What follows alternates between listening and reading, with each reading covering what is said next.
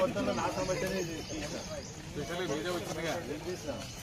ఊర్లో septic tank రాసింటాయి. నా diesel నుంచి అదే పరిస్థితి. నెలకు 2 కోట్ల రూపాయలు, వారానికి 2 కోట్ల రూపాయలు. అంటే ఇరిగేషన్ అది హెచ్ఎండి వాళ్ళు, ఇంజనీరింగ్ వాళ్ళు ఏం చేస్తారు? కాలు ఇప్పుడు ఇలా అశోక్ రెడ్డి గారు హెచ్ఎండబ్ల్యూఎస్ ఎండి గారు స్టేట్మెంట్ కూడా ఇచ్చిండ్రు. నీళ్ల కరువు వచ్చింది.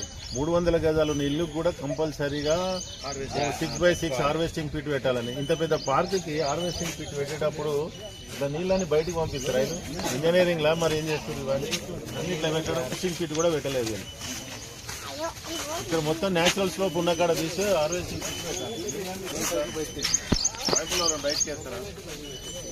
ఇమీడియట్ గా ఏదన్నా న్యాచురల్ స్లోప్ తీసుకొని ఇక్కడ హార్వెస్టింగ్ పిట్ పెట్టాలి. ఇంత పెద్ద నీళ్ళని ఇప్పుడు 300 ఫీట్లకు 200 ఫీట్లకు నీళ్ళు వచ్చేది, ఇప్పుడు 1000 ఫీట్లకు కూడా వస్తలేవు. ఇలాంటి మూర్ఖత్వంగా చేసాడే. ఇట్లా గవర్నమెంట్ వాళ్ళే ఈ విధంగా చేస్తే మిగతా ఎవరు ఏం చేస్తారు?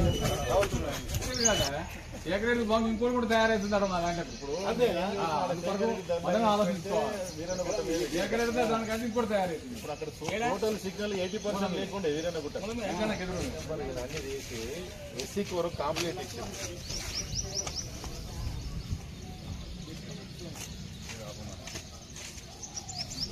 పోయింది నిన్న ఓపెన్ కర్ణంతో ఫోన్ చేసి మళ్ళీ ఆనే ఉంటే అర్ధగంట సేపు ఉండి దీన్ని ఓపెన్ చేయించుకొని ఫైల్ నెంబర్తో సహా తీసుకొని వచ్చిన.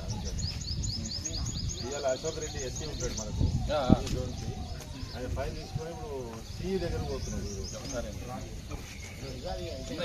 గ్రూప్ లో పెడతా పెట్టు సార్. గ్రూప్ లో ఓన్లీ దేని గురించి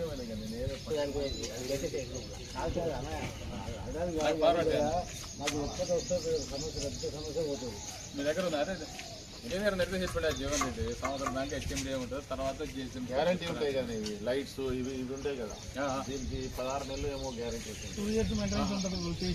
అంటే ఒక్కొక్క ఇంకేదో బండలు కూడా ఊసిపోతే అవి చేస్తే అవి చేయాలి. అట్లా చేసి అంటే వాటర్ మూవ్మెంట్ కానీ వేస్తాడు. ఇంకా ఫ్లాట్ 100%